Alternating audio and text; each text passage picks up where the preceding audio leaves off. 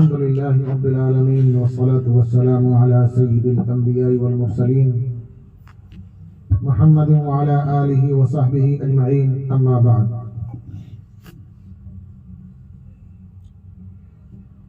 فأعوذ بالله من الشيطان الرجيم بسم الله الرحمن الرحيم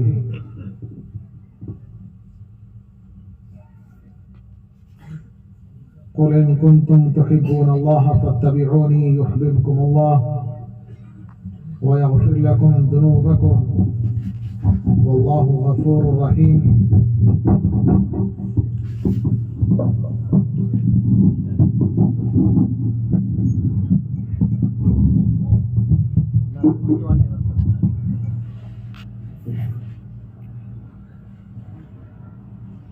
وقال تعالى وما أرسلناك إلا رحمة للعالمين وقال النبي صلى الله عليه وسلم لا يؤمن أحدكم حتى أكون أحب إليه من والده وولده والناس أجمعين وقال النبي صلى الله عليه وسلم لا يؤمن أحدكم حتى يكون هواه تبعا لما جئت به أو كما قال عليه الصلاة والسلام صدق الله العظيم وصدق رسوله النبي الكريم. حضرات علماء کرام، بزرگان دین اور نوجوان بھائیوں،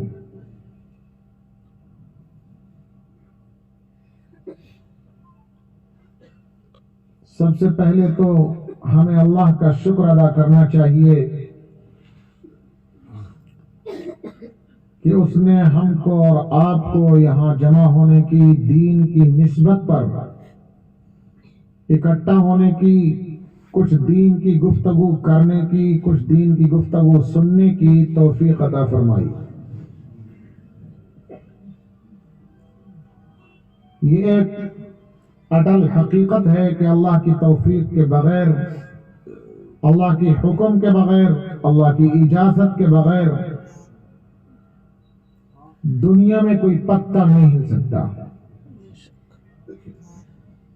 آپ یہاں بیٹھے ہیں، میں دور دراز کا سفر کر کے یہاں آ گیا، صرف اور صرف اللہ کے فیصلے سے ہوا. پھر وہ مخلص احباب اور ہمارے مخلص دوست اس مدرسے کے ارباب انتظام، وہ بھی شکریہ کے مستحق ہیں کہ انہوں نے یہ نظام سجایا، یہ پروگرام سجایا اور اسباب کی حد تک، ذریعے اور وسیلے کی حد تک وہ ذریعہ بنے آپ کے اور ہم کے، ہمارے سب کے جمع ہونے کا. اللہ ان کی محنتوں کو قبول فرمائے، ان کی مساعی کو، ان کی فکروں کو اللہ قبول فرمائے، خوب خوب برکت عطا فرمائے. بزرگوں مجھ سے یہ کہا گیا ہے کہ سیرت نبوی صلی اللہ علیہ وسلم پر کچھ میں آپ کے سامنے بیان کروں. وقت بہت زیادہ نہیں ہے. 8 بجے بتلایا گیا کہ نماز کا وقت ہے، عشاء کی نماز کا وقت، اور عشاء کی نماز تک ہی یہ پروگرام چلنا ہے. 7:30 سے زیادہ بج چکے ہیں. بتلایا گیا کہ آج 8 کے بجائے 8:15 پر نماز کر لیں گے. پھر بھی 30-35 کا منٹ کا وقت ہمارے پاس موجود ہے. کوئی بہت لمبی چوڑی تقریر کی ضرورت زندگی بدلنے کے لیے نہیں ہوا کرتی. اصل عمل ہے. اگر کسی بزرگ کی زبان سے کسی دین کی کوئی سن لے اور اسے گرہ باندھ لے، مضبوطی سے پکڑ لے، اس پر عمل کرے،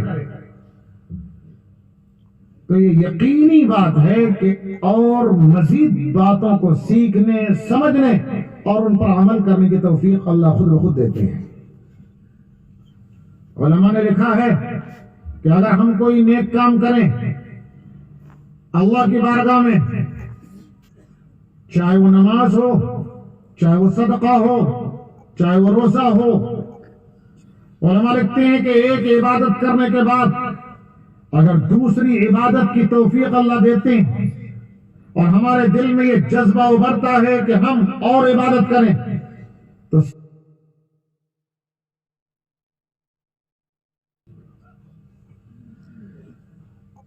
بہت لمبی چوڑی کوئی تقریر کا موقع بھی نہیں اور ضرورت بھی نہیں، بس یہ دعا کریں کہ اللہ تبارک و تعالی ہم سب کو جو کہا جائے ہم جو کہیں، آپ جو سنیں، ہمیں اپنے کہے ہوئے پر اور آپ کو سنے ہوئے پر عمل کرنے کی توفیق عطا فرمائے، اور کوئی کام کی بات ہماری زبان سے اللہ تبارک و تعالی ادا کرا دیں۔ بات پھر وہی ہے کہ اللہ کی توفیق کے بغیر ہم کوئی بات کام کی نہیں کہہ سکتے۔ ایک بات کی میں وضاحت کر دوں، میں نے شروع میں یہاں اسٹیج پر آنے کے بعد ایک درخواست کی کہ ویڈیوگرافی بند کر دی جائے۔ آپ حضرات نے بند کر دی، اللہ آپ کے اس جذبے کو قبول فرمائے۔ میں نے کیوں منع کیا؟ ہمارے ہندوستان کے تمام بڑے بڑے علماء کا، تمام مفتیان کرام کا، ہمارے دارالعلوم دیوبند کے دارالفتہ کا، مفتیان کرام کا یہ فتویٰ ہے کہ ضرورت کے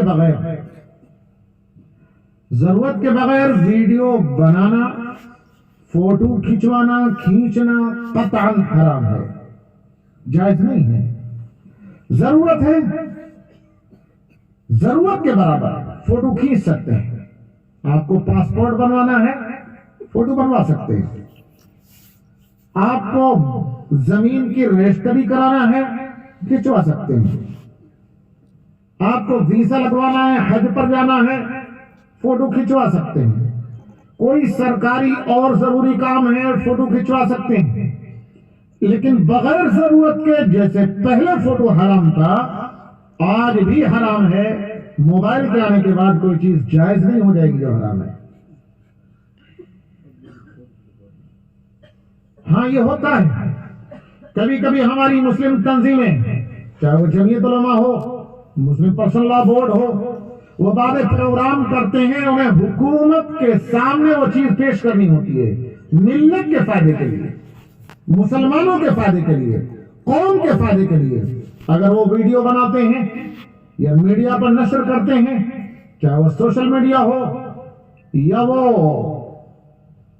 الیکٹرانک میڈیا ہو، پرنٹ میڈیا ہو، اگر اس پر کوئی فوٹو آتا ہے، ویڈیو نشر کیا جاتا ہے، تو مسلمانوں کی، قوموں کی ضرورت ہوتی ہے، وہ ضرورت وہ انتظام کرنے والے تنظیموں کے ذمہ دار سمجھ سکتے ہیں کہ کیا ضرورت تھی کہ جس ضرورت کی وجہ سے یہ کام کیا گیا۔ لیکن بغیر ضرورت کے تصویر کھینچنا، کھنچوانا، ویڈیو بنانا، بنوانا قطعاً حرام ہے۔ اور دوستو یاد رکھیو، نبی اکرم صلی اللہ علیہ وسلم نے فرمایا ہے، ان اشد الناس عذابا یوم القیامت المصورون، کہ قیامت کے دن اللہ تبارک و تعالیٰ کے یہاں سب سے زیادہ سخت ترین عذاب میں تصویر بنانے والے مبتلا ہوں گے۔ میں اپنے نوجوان بھائیوں سے خاص طور سے کہنا چاہتا ہوں، آپ کے ہاتھ میں موبائل ہے، آپ بلا ضرورت موبائل لے کر ویڈیو بنانے میں لگے رہتے ہیں۔ شادی کی تقریب ہو تو، دینی تقریب ہے تو، مدرسے میں ہو تو، مسجد میں ہو تو، حال اتنا برا ہو گیا ہے، اتنا برا ہو گیا ہے کہ کبھی کسی بڑے کا جنازہ اٹھتا ہے اور جنازے کو لے کر کے بھیڑ جا رہی ہوتی ہے، انتقال ہوا ہے، عبرت کا موقع تھا، آخرت یاد کرنے کا موقع تھا، قبر کو یاد کرنے کا موقع تھا، آخرت کی تیاری کا موقع تھا، فرشتوں کے سوال جواب کا موقع تھا، لیکن پتہ نہیں ہمارے نوجوانوں کو کیا ہو گیا ہے، جنازے کے وقت بھی آخرت کو یاد کرنے کے بجائے، قبر کا خیال دماغ میں لانے کے بجائے، قبر کا تصور کرنے کے بجائے اس کے یہ تصور کریں کہ قبر میں فرشتوں کے سوالوں کا جواب دینا ہے. ہمارے نوجوان ویڈیو بنانے میں لگے رہتے ہیں. مل کیا جاتا ہے؟ بات سمجھ میں نہیں آتی. ایک اور بلا ہے، مصیبت ہے. کسی جگہ اگر مسلمانوں پر ظلم و زیادتی ہو، اس کا ویڈیو کہیں پھیل جائے، واٹس ایپ پر ہر نوجوان بھائی ہمارا آگے بڑھانے کی فکر میں رہتا ہے. خوب شائع کرو، خوب شیئر کرو. اس شیئر کرنے سے کیا مل جاتا ہے؟ کبھی اس کا حل سوچا؟ کبھی اس فکر کی کہ یہ حالات مسلمانوں پر آ رہے ہیں، کیوں آ رہے ہیں؟ یہ بڑی مصیبت ہے. اور کبھی کبھی سوچ کر ہمارا دل دھڑکنے لگتا ہے. مصیبتوں پر مصیبتیں آ رہی ہیں. ہم نے اپنے بچپن تک دیکھا جب مسلمانوں پر کوئی مصیبت آتی تھی، نمازیوں کی تعداد مسجد میں بڑھ جاتی تھی. فجر میں نمازی زیادہ ہو جاتے تھے. 5 وقتوں کی نماز میں ایسے مسلمان آتے تھے جیسے جمعے میں بھیڑ بھاڑ ہوتی ہے. لیکن ہم چند سالوں سے دیکھ رہے ہیں مصیبت پر مصیبت آ رہی ہے، لیکن نمازیوں کی تعداد ہے کہ کم ہوتی چلی جا رہی ہے. اللہ کی طرف رجوع کرنے کے بجائے حدیث شریف میں ہے کہ جب کوئی مصیبت آئے، ٹھوکر لگے، کوئی مصیبت آئے ٹھوکر لگے، اور ٹھوکر لگنے کے بعد، مصیبت سہنے کے بعد اگر اللہ کی طرف انسان رجوع کرے کہ اللہ یہ مصیبت میرے اوپر آئی اس لیے کہ میں تیرا نافرمان بندہ تھا، اب میں تیری نافرمانی نہیں کروں گا، گناہوں سے توبہ کی توفیق ملے. پوچھئے گا علماء کرام سے، حدیث شریف میں ہے، تو وہ مصیبت اس کے لیے رحمت ہوتی ہے، اور اللہ تبارک و تعالیٰ اسے وہ مصیبت اس کے ساتھ آخرت میں اچھائی کا معاملہ کرنے کے لیے دیتے ہیں کہ دنیا میں ہی یہ توبہ کر لے.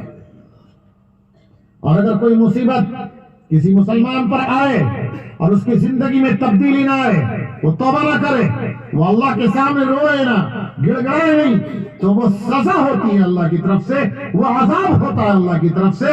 منافق کی علامت یہ بتلائی گئی ہے کہ منافق انسان دنیا کے اندر مصیبت پر مصیبت سہتا رہتا ہے اور اللہ کی طرف رجوع نہیں کرتا، توبہ نہیں کرتا. یہ اس بات کی علامت ہوتی ہے کہ وہ مسلمان منافق ہے.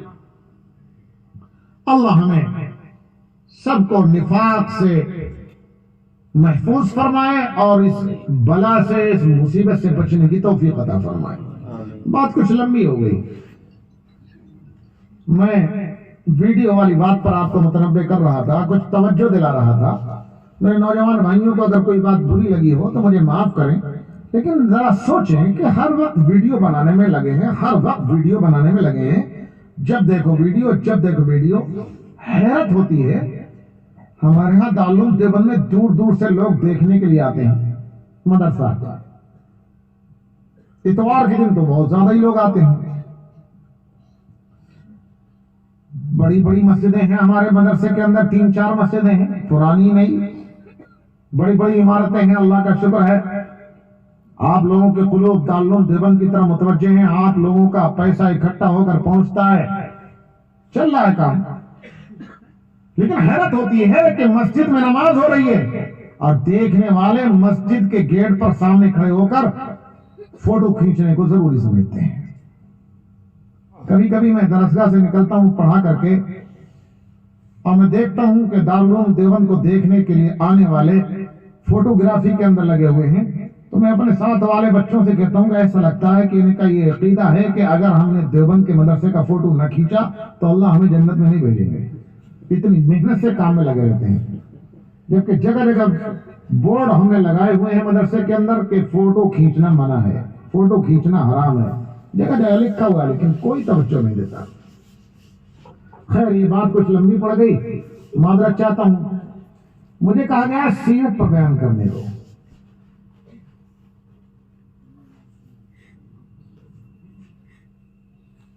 سیرت نبی اکرم صلی اللہ علیہ وسلم کی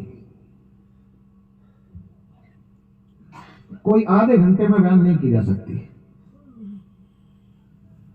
سیرت لکھنے والے نبی اکرم صلی اللہ علیہ وسلم کے زمانے سے اب تک ہزاروں نہیں لاکھوں کی تعداد میں گزرے.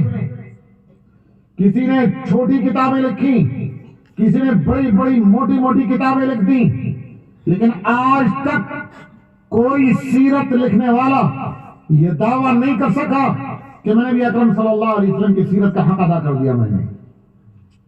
کسی نے آج تک نبی اکرم صلی اللہ علیہ وسلم کی سیرت کا حق ادا نہیں کر پایا. تو ہم اس آدھے گھنٹے کی تقریر میں سیرت کے کس پہلو کو بیان کر سکتے ہیں، کیا بیان کر سکتے ہیں؟ میرے دوستو، ایک بنیادی فرق ہے. آپ دیکھیے گا، آپ علماء سے پوچھئے گا، میں اشارہ دینا چاہتا ہوں صرف، باقی تفصیلات علماء سے پوچھئے گا. دنیا کے اندر جب بھی کسی کونے میں، کسی قبیلے میں، کسی خاندان میں، کسی خطے اور علاقے کے اندر، کسی برادری کے اندر جب بگاڑ حد سے آگے گزرا، کوئی نہ کوئی اس کی اصلاح کرنے کے لیے، سیدھے راستے پر ڈالنے کے لیے آدم کا اور اسی قوم کا، اسی علاقے کا کوئی رہبر اور اصلاح کرنے والا مصلح کھڑا ہو گیا.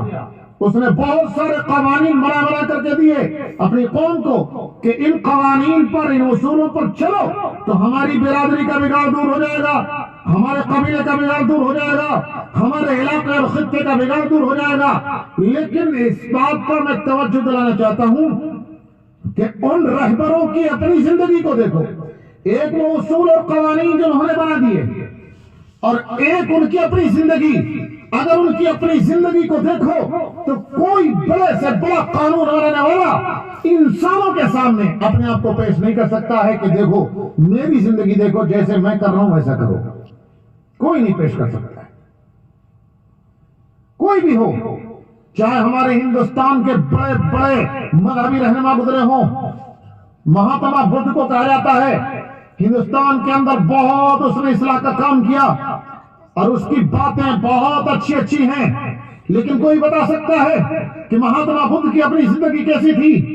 کیا وہ اسٹیج پر کھڑے ہو کر کبھی یہ کہہ سکتا تھا کہ میرے اندر کوئی کمی اگر تم نے دیکھی ہو تو بتاؤ؟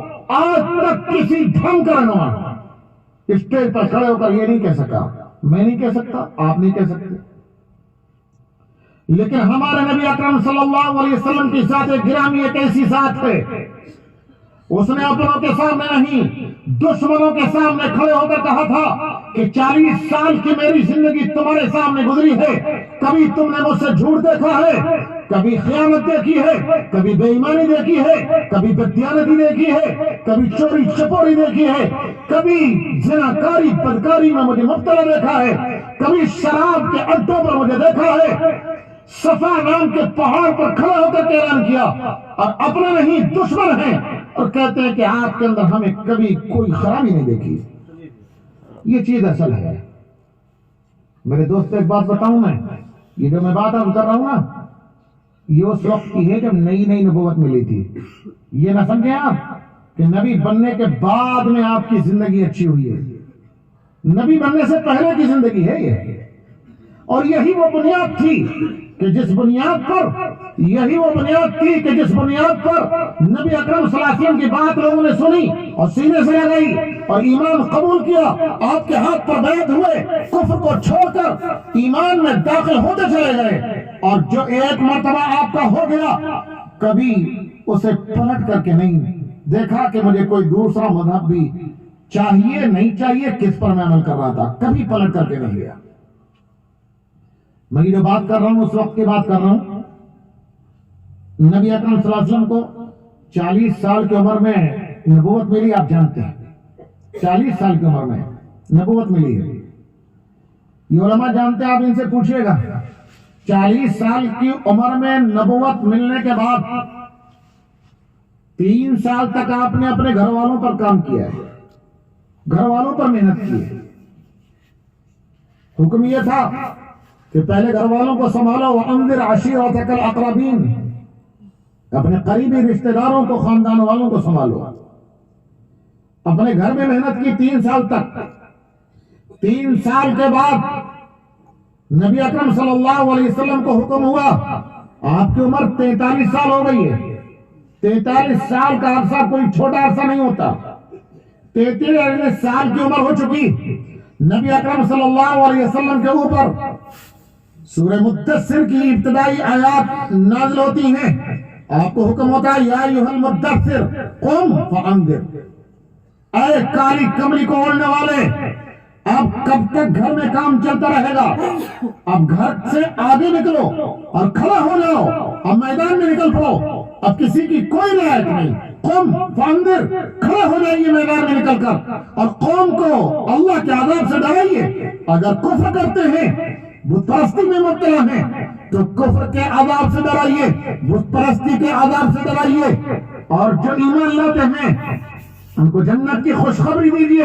ہم نے آپ کو مبشر بنا کر بھیجا ہے، خوشخبری دینے والا بنا کر بھیجا ہے، ہم نے آپ کو نذیر، اللہ کے عذاب سے ڈرانے والا بنا کر بھیجا ہے۔ اب باہر نکل کر کھڑے ہو جاؤ اور کھلا میدان میں کھڑے ہو کر کے آپ قوم کو دعوت دو۔ اس وقت کا واقعہ ہے جب اللہ کے نبی سے کہا گیا کہ باہر نکلو، کھڑے ہو کر کے دعوت دو۔ صفا نام کے پہاڑ کے اوپر نبی اکرم صلی اللہ علیہ وسلم کھڑے ہو گئے۔ سیرت کی کتابوں میں لکھا ہے، میں پھر کہوں آدھے گھنٹے میں پون گھنٹے میں کہ خاک سیرت بیان کر سکتا ہوں، ذمہ داری آپ کی ہے۔ سیرت پڑھیے، علماء سے پوچھیے، اور ایک ایک ادا کو، نبی اکرم صلی اللہ علیہ وسلم کی ایک ایک ادا کو، ایک ایک سنت کو اپنے سینے میں اتار لیجیے۔ عمل کرنے سے بات بنتی ہے، صرف میں تقریر کر کے چلا جاؤں، آپ سن کر کے چلے جائیں، آپ عمل نہ کریں، میں عمل نہ کروں، قسم خدا کی زندگی نہیں مل سکتی۔ 43 سال کی عمر ہے، صفا نام کے پہاڑ پر کھڑے ہوئے، اپنے خاندان قریش کے خاندان کا نام لے کر کے پکارا، یا معاشرہ قریش، اے خاندان قریش کے لوگوں ذرا میرے پاس کو آ جاؤ۔ دوسرے مکے میں رہنے والے عربوں کے بڑے بڑے خاندانوں کو پکارا، سارے لوگ صفا پہاڑ کے دامن میں نیچے آ کر کے کھڑے ہو گئے۔ آپ پہاڑ کے اوپر کھڑے ہیں، نیچے آپ کے خاندان کے لوگ اور مکے کے تمام لوگوں کی بھیڑ ہے، جھمگٹا لگا ہوا ہے، اجتماع ہو گیا، سارے اکٹھے ہو گئے۔ نبی اکرم صلی اللہ علیہ وسلم نے اس وقت میں معلوم کیا تھا، پھر بتلاؤں 43 سال کی عمر ہے، کھڑے ہو کر کے صفا پہاڑ پر پوچھا تھا کہ لوگوں آپ مجھے جھوٹا سمجھتے ہو یا سچا؟ کبھی آپ نے مجھے پوری زندگی میں جھوٹ بولتے دیکھا ہے؟ کبھی کسی کام میں مجھے خیانت کرتے دیکھا ہے؟ کبھی کسی معاملے میں نے بے ایمانی کی ہو، بددیانتی کی ہو تو بے ایمانی بددیانتی کرتے دیکھا ہے؟ سب نے کہا نہیں، آپ سچے ہیں، آپ امانت دار ہیں، آپ صادق ہیں، آپ امین ہیں، ہم نے کبھی آپ کو کوئی غلطی کرتے نہیں دیکھا۔ پھر کہا کہ ایک بار پھر سنو، اگر میں یہ کہوں کہ اس پہاڑ کے پیچھے ایک لشکر آ چکا ہے جو مکے کے اوپر حملہ کرنے والا ہے، اور تمہارے اوپر حملہ کرنے کے لیے ایک لشکر آ چکا ہے، تمہارے دشمنوں کا لشکر، اور تمہارے سے جنگ کرنے کے لیے ہتھیاروں سے لیس ہو کر ایک جنگ کے لیے بہت بڑا ایک گروہ آ چکا ہے، تو مجھے سچا مانو گے یا جھوٹا مانو گے؟ سب نے ایک زبان سے کہا تھا کہ اے محمد، اے عبداللہ کے بیٹے، ہم نے ہمیشہ آپ کی زبان سے سچ ہی سنا ہے، اگر آپ یہ خبر دیں گے ہم کو کہ پہاڑ کے پیچھے لشکر کھڑا ہے، مکے کے اوپر حملہ کرنے کے لیے آیا ہے، تو ہم سچ ہی مانیں گے، جھوٹ نہیں مانیں گے۔ اس وقت دعوت دی اور یہ کہا کہ جب تم مجھے سچا سمجھتے ہو پھر تو سنو، یہ جو خانہ کعبہ میں تم نے 360 بت رکھ رکھے ہیں، یہ معبود نہیں ہے، ایک اللہ کی عبادت کرو۔ قولوا لا الہ الا اللہ تفلحوا، لا الہ الا اللہ کہہ دو کہ اللہ کے علاوہ کوئی معبود نہیں ہے، تم کامیاب ہو جاؤ گے۔ تم ان پتھروں کی بتوں کی پوجا کرنے میں کیوں لگے ہوئے ہو؟ یہ تو خود اپنوں کو نقصان نفع نہیں پہنچا سکتے، تمہیں کیا نفع نقصان پہنچائیں گے؟ میں یہ بات کہہ کے کیا کہنا چاہتا ہوں؟ میں یہ بات بتلانا چاہتا ہوں کہ 43 سال میں آپ نے نبی بننے سے پہلے کبھی جھوٹ نہیں بولا، کبھی بددیانتی نہیں کی، کبھی خیانت نہیں کی، تبھی تو ہمت ہوئی یہ کہنے کی کھڑے ہو کر کے کہ ایک اللہ کی عبادت کرو۔ آپ ذرا سنیں غور سے، ایسا کچھ نہیں ہے کہ خاندان نے محبت میں رعایت کرتے ہوئے اور لحاظ رکھتے ہوئے آپ کے سامنے کوئی غلط بات نہیں کہی تھی۔ آپ ذرا غور سے سنیں، وہ لوگ مکے کے وہ کفار جو آپ کو بادشاہ بنانے کو تیار تھے، یہ کہا تھا کہ ہم آپ کو بادشاہ بنا لیں گے لیکن ہمارے بتوں کی برائی مت کرو۔ وہ لوگ جنہوں نے کہا تھا کہ ہم آپ کے گھر میں مال کا ڈھیر لگا دیں گے، سونے کا پورا انبار لگا دیں گے، سونے کا پہاڑ بنا کر کے آپ کو دے دیں گے، لیکن آپ اپنی دعوت سے باز آ جاؤ اور ہمارے آبا و اجداد کے دین کو برا مت کہو۔ اور تو اور میں بیچ میں ایک لطیفہ سناؤں گا آپ کو۔ دلی میں ایک بہت بڑے شاعر گزرے ہیں، کہا جاتا ہے اردو کے بہت بڑے شاعر ہیں۔ میں اصل جو بات بتلانا چاہتا ہوں وہ ابھی میں بتلاؤں گا، بیچ میں ایک لطیفہ سنانا چاہتا ہوں۔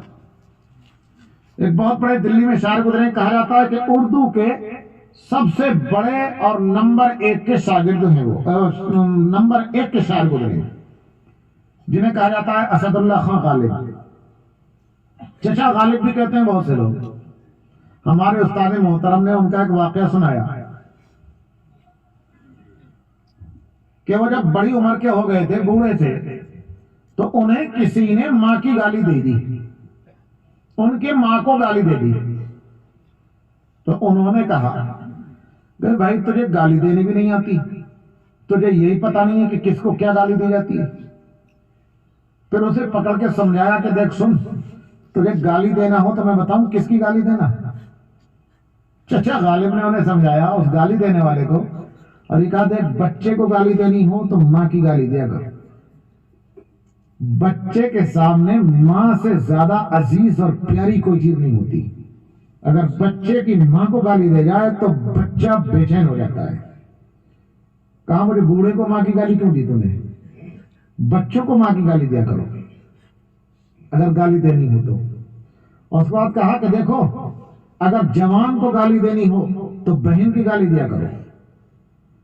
بہن کی بے عزتی کو سن کر یا بہن کی گالی کو سن کر جوان کا خون کھول جاتا ہے کہ میری بہن کو ایسا کہا۔ جوان کے سامنے بہن کی عزت سے زیادہ پیاری کوئی چیز نہیں ہوتی۔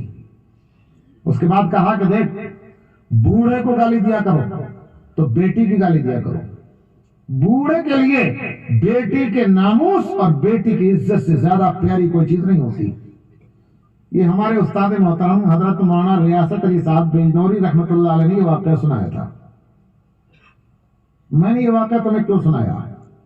میں یہ واقعہ اس لیے سنایا آپ کو کہ بوڑھے آدمی کے سامنے سب سے زیادہ پیاری چیز بیٹی ہوتی ہے، لیکن پوچھئے علماء کرام سے، نبی اکرم صلی اللہ علیہ وسلم کی خدمت میں قریش کے بزرگ اور قریش کے بوڑھے اکٹھا ہو کر کے گئے تھے اور جا کر کے کہا تھا کہ اے محمد ہماری سب کی بیٹیاں حاضر ہیں، اگر آپ کسی حسین ترین بیٹی سے شادی کرنا چاہتے ہیں تو ہم اس کے لیے تیار، لیکن اس مذہب کی دعوت دینے سے آپ باز آ جائیے۔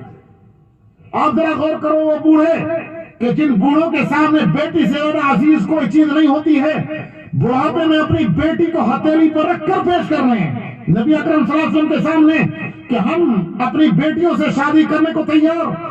عرب کی خوبصورت ترین لڑکی، حسین ترین لڑکی جس سے آپ کہیں ہم آپ کی شادی کر دیں گے، لیکن اس دین کی دعوت سے باز آ جائیے۔ ان لوگوں کے سامنے نبی اکرم صلی اللہ علیہ وسلم نے یہ اعلان کیا تھا، اگر ان کے سامنے نبی کی پوری زندگی کا ایک جھوٹ ہوتا تو وہ فوراً منہ پہ کہتے کہ تم اس مذہب کی دعوت دینے کے لیے آئے ہو، تم نے فلاں موقع پر جھوٹ بولا تھا، تم نے فلاں موقع پر بددیانتی کی تھی، تم نے خیانت سے کام لیا تھا، تم نے تو فلاں موقع پر فلاں کی فلاں چیز چرا لی تھی، آپ تو زنا میں پکڑے گئے تھے، آپ تو شراب پیتے دیکھے گئے تھے، شراب کے اڈے پر آپ کو دیکھا تھا، جوئے کے اڈے پر آپ کو دیکھا تھا۔ وہ لوگ جو دولت پیش کر رہے ہیں، وہ لوگ جو سرداری پیش کر رہے ہیں، وہ لوگ جو بادشاہ بنانے کو تیار ہیں، وہ لوگ جو ہتھیلی پر رکھ کر کے اپنی بیٹیاں پیش کر رہے ہیں، قریش کے وہ بزرگ نبی اکرم صلی اللہ علیہ وسلم چیلنج کرتے ہیں کہ آپ نے میری زندگی میں کبھی کوئی گناہ دیکھا ہے؟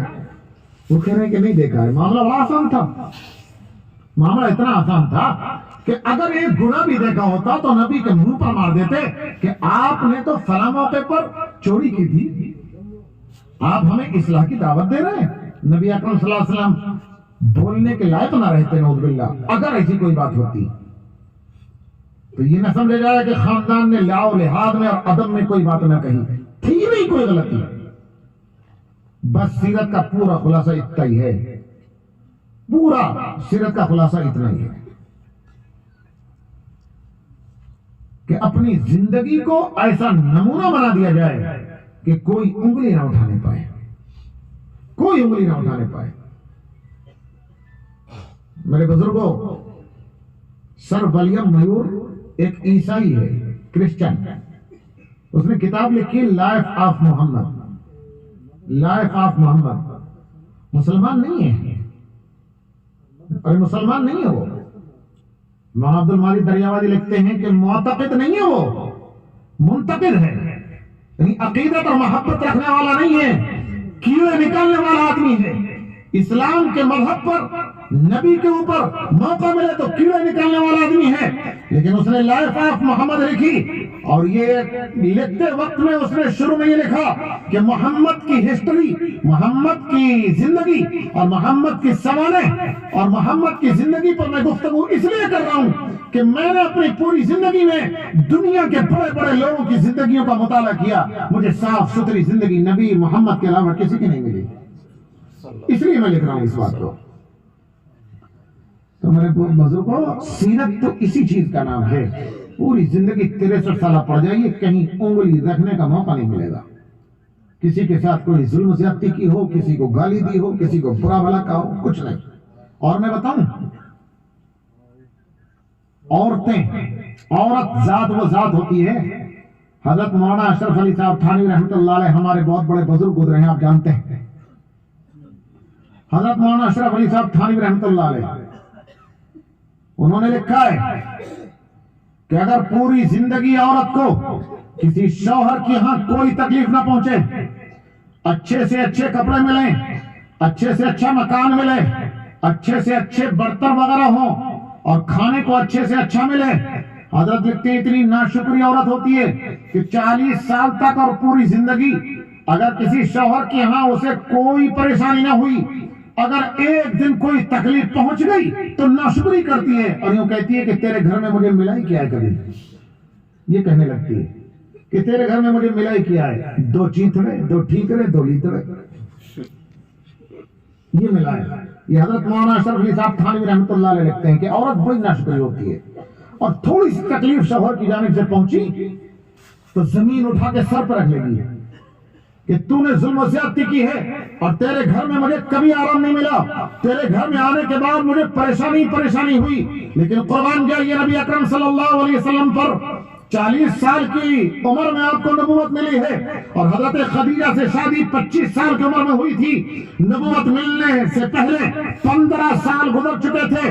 حضرت خدیجہ رضی اللہ تعالیٰ عنہا سے شادی ہوئے، اور جب غار حرا سے نبوت کا پہلا پیغام لے کر کے آئے ہیں، حضرت جبرائیل نبی اکرم صلی اللہ علیہ وسلم کی خدمت میں آئے تھے، اور پہلی وحی لے کر کے آئے تھے، سینے سے لگایا تھا اور بھینچ کر کے کہا تھا پڑھو محمد اقرا، آپ نے کہا پڑھا ہوا نہیں ہوں، پھر بھینچا، سینے سے لگایا اور زور سے دبایا اور کہا محمد اقرا پڑھو، آپ نے پھر فرمایا میں پڑھا ہوا نہیں ہوں، 3 مرتبہ سینے سے دبا کر، سینے سے لگا کر کے دبایا، اور دبانے کے بعد کہا کہ پڑھو۔ نبی اکرم صلی اللہ علیہ وسلم نے پڑھنا شروع کر دیا۔ فرشتے کا دبانا کوئی معمولی دبانا نہیں تھا، فرشتے کی طاقت کا کیا پوچھنا، حضرت جبرائیل کی طاقت ہوگی۔ قوم لوط نے شرارت کی تھی تو حضرت لوط علیہ السلام کی قوم کی جو بستی تھی، نیچے حضرت جبرائیل نے اپنے بازو کو ڈال کر کے اکھاڑا اسے، اور آسمان تک لے گئے، اور آسمان تک لے جا کر کے الٹا کر کے اسے پٹخ دیا، زمین پر دھسا دیا، پوری زمین کو اکھاڑ لیا حضرت جبرائیل نے، اور ایک بازو پر لٹکا کر کے لے گئے۔ کیا طاقت کا ٹھکانہ ہے حضرت جبرائیل کی۔ حضرت جبرائیل نے نبی اکرم صلی اللہ علیہ وسلم کو سینے سے لگا کر جو دبایا ہوگا تو کیا حال ہوا ہوگا، آپ اندازہ کر سکتے ہیں۔ گھبرائے ہوئے نبی اکرم صلی اللہ علیہ وسلم گھر آئے، اور حضرت خدیجہ سے کہا مجھے سردی لگ رہی ہے، میرے اوپر لحاف ڈال دو، مجھے سردی لگ رہی ہے۔ کہا پریشانی کیا ہے، بات تو بتائیے۔ کہا کہ ایسے ایسے ہوا ہے آج میرے ساتھ۔ میں یہ کیوں سنا رہا ہوں، اب سنیے۔ جب نبی اکرم صلی اللہ علیہ وسلم نے فرمایا کہ مجھے ڈر لگ رہا ہے، میرے ساتھ آج عجیب و غریب بات ہوئی، میں غار حرا کے اندر عبادت کر رہا تھا، پتہ نہیں ایک ایسی عظیم ذات اور ایک ایسی شخصیت اور ایک ایسی تصویر میرے سامنے آئی جسے میں نے کبھی نہیں دیکھا تھا، اور اس نے مجھے 3 مرتبہ زور زور سے دبایا اور مجھ سے کہا کہ پڑھو، اور یہ کلمات مجھ کو پڑھوائے۔ مجھے ڈر لگ رہا ہے کہ پتہ نہیں میری زندگی میں کیا ہونے والا ہے، کیا نہیں ہونے والا۔ حضرت خدیجہ رضی اللہ تعالیٰ عنہا آپ کی بیوی ہیں، آپ کی بیوی ہیں، ایسے موقع پر بیوی نہیں چوکتی، ایسے موقع پر بیوی نہیں چوکتی ہے. اگر بہادر سے بہادر شوہر ہو اور کبھی دیکھے کہ کپ کپا رہے ہیں تو اس وقت میں ضرور مذاق اڑاتی ہے اور یہ کہتی کہ دیکھو تو یہ صاحب بڑے بہادر ہیں. لیکن اس وقت میں حضرت خدیجہ رضی اللہ تعالی عنہ نے آپ کی تعریف کی. میں نے کہا تھا ابھی کہ عورت ذات کبھی تعریف نہیں کرتی، لیکن اس وقت میں 15 سال زندگی دیکھ چکی تھی حضرت خدیجہ نبی اکرم صلی اللہ علیہ وسلم کی. 15 سالہ زندگی دیکھنے کے بعد حضرت خدیجہ رضی اللہ تعالیٰ نے اس موقع پر کہا تھا کہ آپ نہ گھبرائیں، آپ غریبوں کی مدد کرتے ہیں، آپ بھوکوں کو کھانا کھلاتے ہیں، آپ لوگوں کے جھگڑوں کو ختم کرتے ہیں، آپ صلح صفائی کراتے ہیں، آپ ہمیشہ اچھے اچھے کام کرتے ہیں، مسافروں کی مدد کرتے ہیں، اجنبی مہمان آنا ہے ان کو پیٹ بھر کر کے آپ آگے بھیجتے ہیں. آپ جس نیکی کے کاموں کو کرتے ہیں آپ کا خدا آپ کو ذلیل نہیں ہونے دے گا. میں یاد کر رہا ہوں کہ یہ وہ عورت گواہی دے رہی ہے کہ جس عورت نے 15 سال زندگی کے اس وقت تک دیکھ لیے تھے، اور یہ وہ زندگی تھی جو نبوت کے ملنے سے پہلے کی زندگی ہے. میرے بزرگوں، میں کہاں تک آپ کے سامنے سیرت کے واقعات کو بیان کروں، اور کیا مجھے بتلایا گیا تھا کہ 8:15 بجے تک نماز ہو سکتی ہے، زیادہ 8:07 ہو چکے.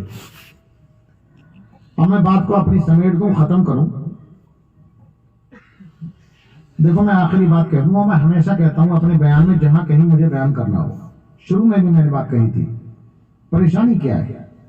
صحابہ کرام نے نبی اکرم صلی اللہ علیہ وسلم کی زندگی کو دیکھا، جو زبان سے نبوت کی زبان سے نکلا صحابہ نے اسے پکڑ لیا، اس پر عمل کیا.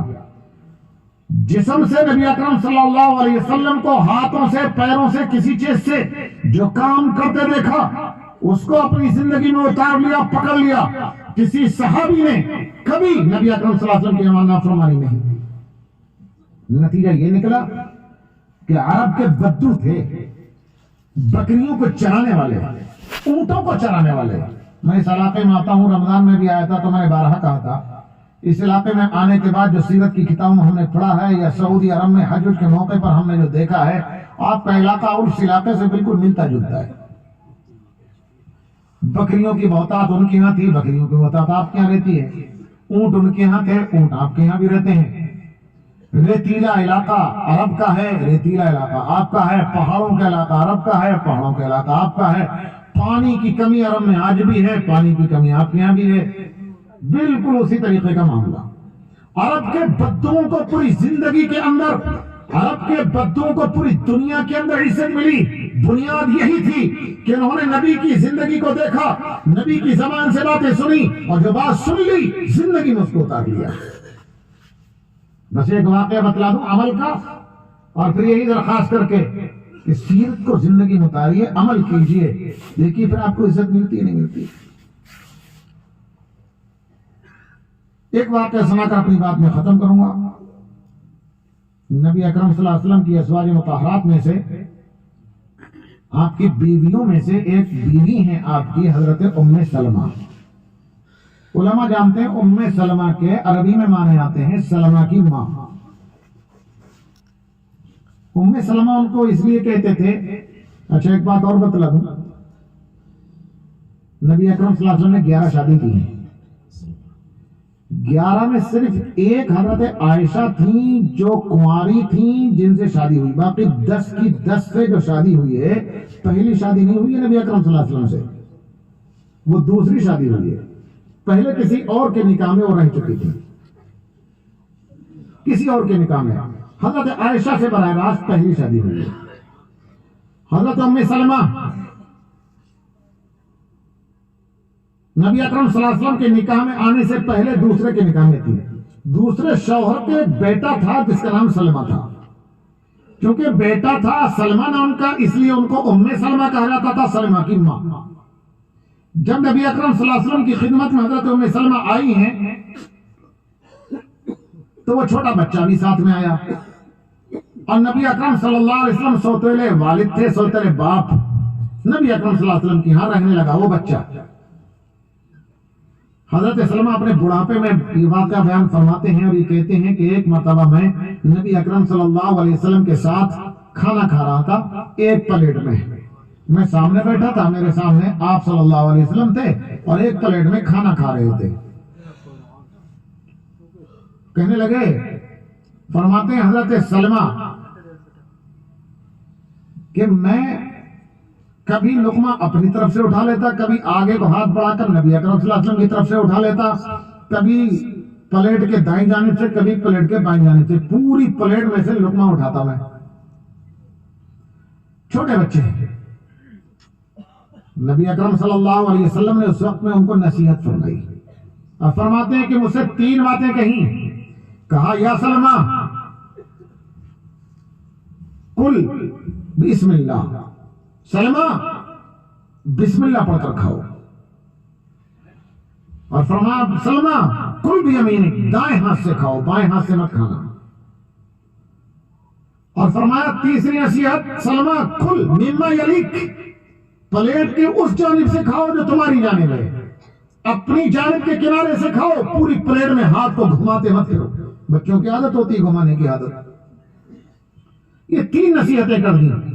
مجھے سنانا یہ ہے بڑھاپے کی عمر ہے حضرت سلمہ کی، اور فرماتے ہیں کہ وہ دن ہے بچپنے کا دن، اور آج میں بوڑھا ہو گیا ہوں، پوری زندگی گزر گئی، آج تک کبھی بھی روزانہ 3 مرتبہ کھانے کی نوبت تو آتی ہے، پوری زندگی میں کبھی بھی میں نے ان 3 سنتوں کو نہیں چھوڑا ہے.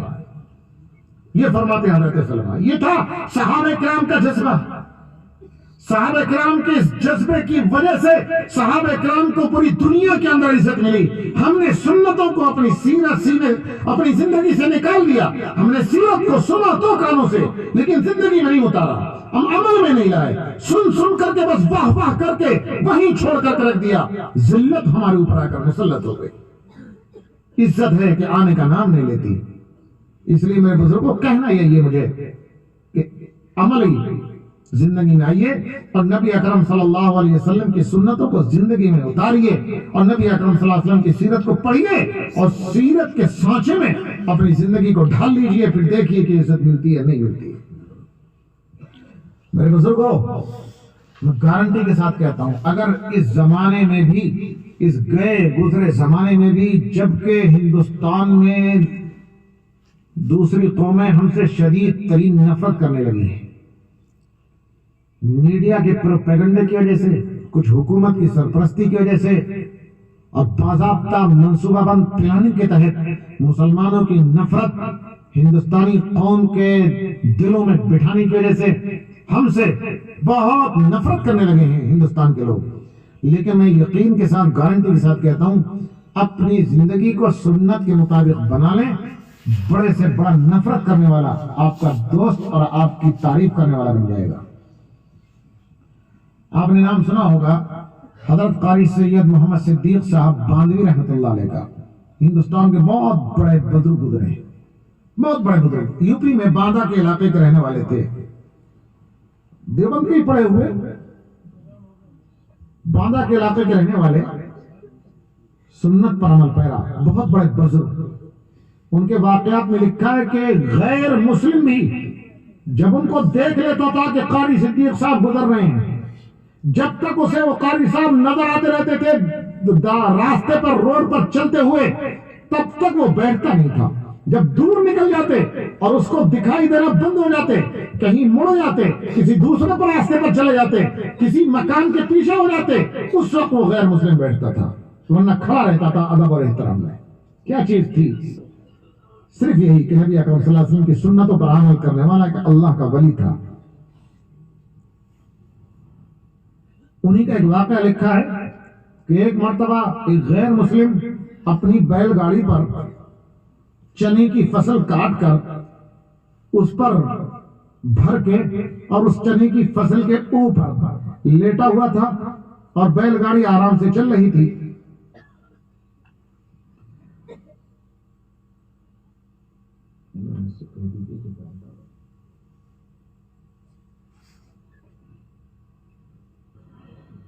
تو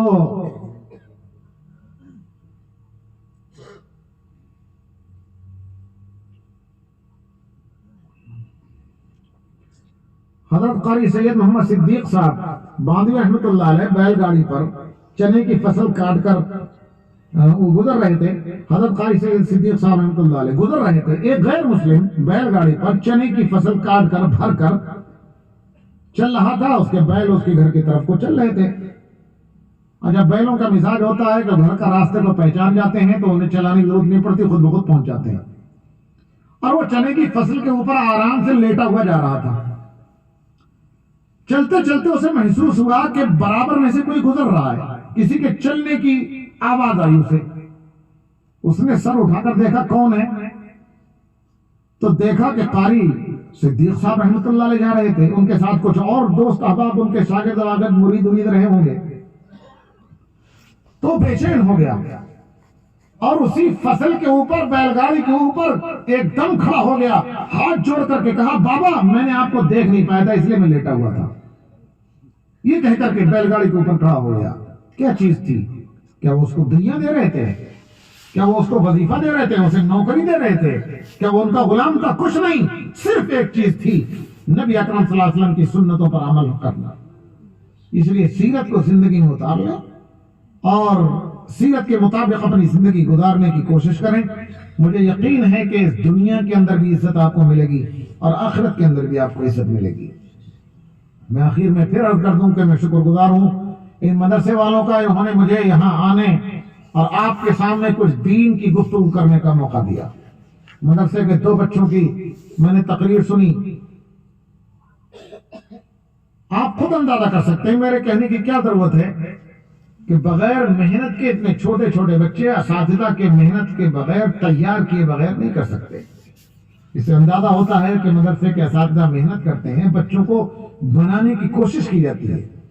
بظاہر آپ کو ایسا محسوس ہوتا ہے کہ یہ چھوٹے چھوٹے بچے ہیں، انہوں نے 3 منٹ کی تقریر کر دی، یہ ابھی چھوٹے سے بچے ہیں۔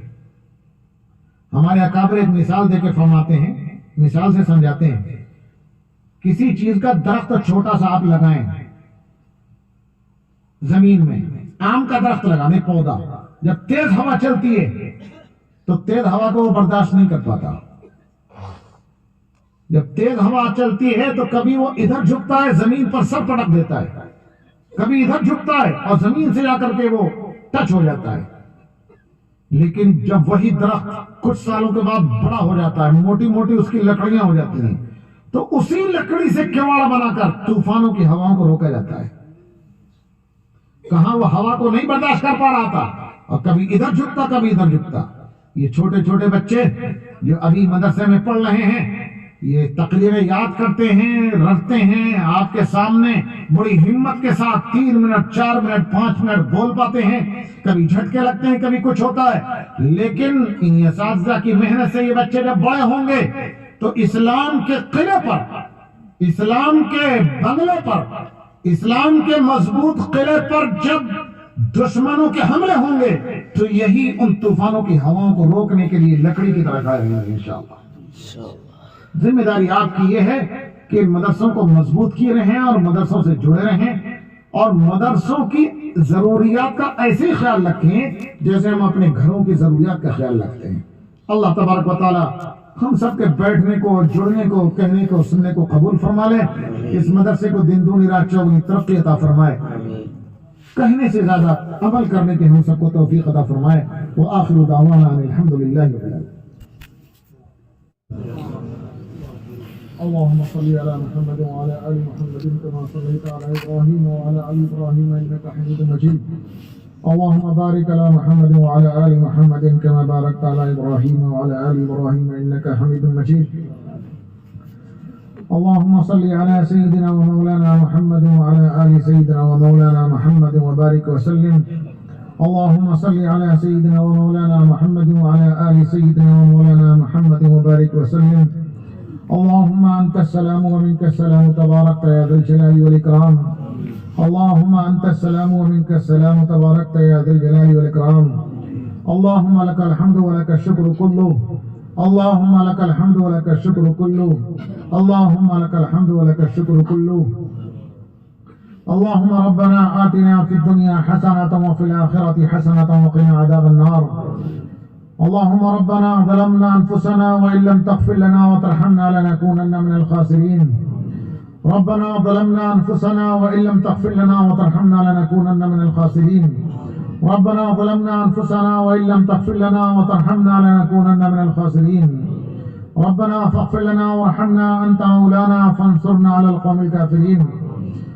ربنا هب لنا من أزواجنا وذرياتنا قرة أعين واجعلنا للمتقين إماما رب اجعلني مقيم الصلاة ومن ذريتي ربنا وتقبل دعاء ربنا اغفر لي ولوالدي وللمؤمنين يوم يقوم الحساب اللهم إنك عفو تحب العفو فاعف عنا يا كريم اللهم إنك عفو تحب العفو فاعف عنا يا كريم اللهم إنك عفو تحب العفو فاعف عنا يا كريم یا رحمان یا کریم ہمارے گناہوں کو معاف فرما دے یا اللہ تمام صغیرہ اور کبیرہ گناہوں کو معاف فرما دے یا اللہ تمام چھوٹے بڑے گناہوں کو معاف فرما دے یا اللہ گنہگار ہیں خطا کار ہیں یا اللہ واقعی اقراری مجرم ہیں یا اللہ بے حد گناہ کیے ہیں یا اللہ تیری بارگاہ میں حاضر ہو کر تیرے سامنے ہاتھ پھیلا کر یا اللہ اپنے گناہوں کا اقرار کرتے ہیں بے شمار گناہ کیے ہیں یا اللہ لاکھوں گناہ وہ ہیں جو ہمیں یاد ہیں یا اللہ لاکھوں گناہ وہ ہوں گے جو ہم کر کے بھول گئے ہیں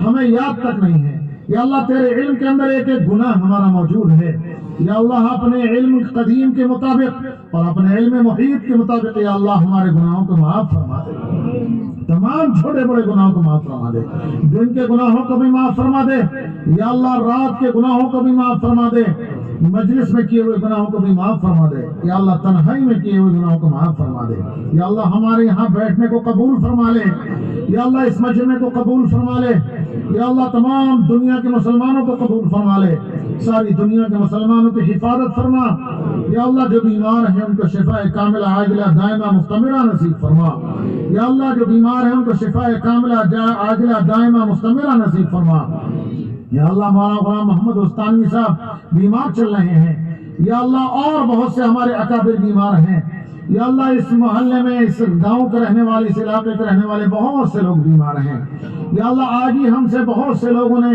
بیماریوں کا ذکر کرتے ہوئے دعا کے لیے کہا یا اللہ ہمیں نام یاد نہیں ہے یا اللہ تو بیماروں کو بھی جانتا ہے ان کی بیماریوں کو بھی جانتا ہے یا اللہ تمام بیماروں کو شفا عطا فرما یا اللہ بہت سے لوگ دنیا سے رخصت ہو گئے رمضان سے اور اب تک بہت سے لوگ اس علاقے کے رخصت ہو گئے اور دوسرے علاقوں کے رخصت ہو گئے یا اللہ ہمیں نام یاد کہاں تک رہیں گے یا اللہ جتنے بھی دنیا سے مسلمان رخصت ہوئے ہیں یا اللہ سب کی مغفرت فرما سب کی خطاؤں کو درگزر فرما سب کو جنت میں اعلیٰ مقام نصیب فرما یا اللہ ان کے گھر والوں کو صبر جمیل کی توفیق عطا فرما یا اللہ تمام ان کے گھر والوں کو ایثار ثواب کی بھی توفیق عطا فرما یا اللہ ہمیں دین پر چلنا آسان فرما یا اللہ قرآن کریم کو پڑھنے کی توفیق عطا فرما قرآن کریم کو سیکھنے کی توفیق عطا فرما یا رحمان یا کریم قرآن کریم کو سیکھنے کی توفیق عطا فرما یا اللہ قرآن کریم کے ایک ایک حکم پر عمل کرنے کی توفیق عطا فرما نبی اکرم صلی اللہ علیہ وسلم کی محبت ہمارے دلوں میں جاگزی فرما دے یا اللہ نبی اکرم صلی اللہ علیہ وسلم کی سنتوں پر چلنا آسان فرما دے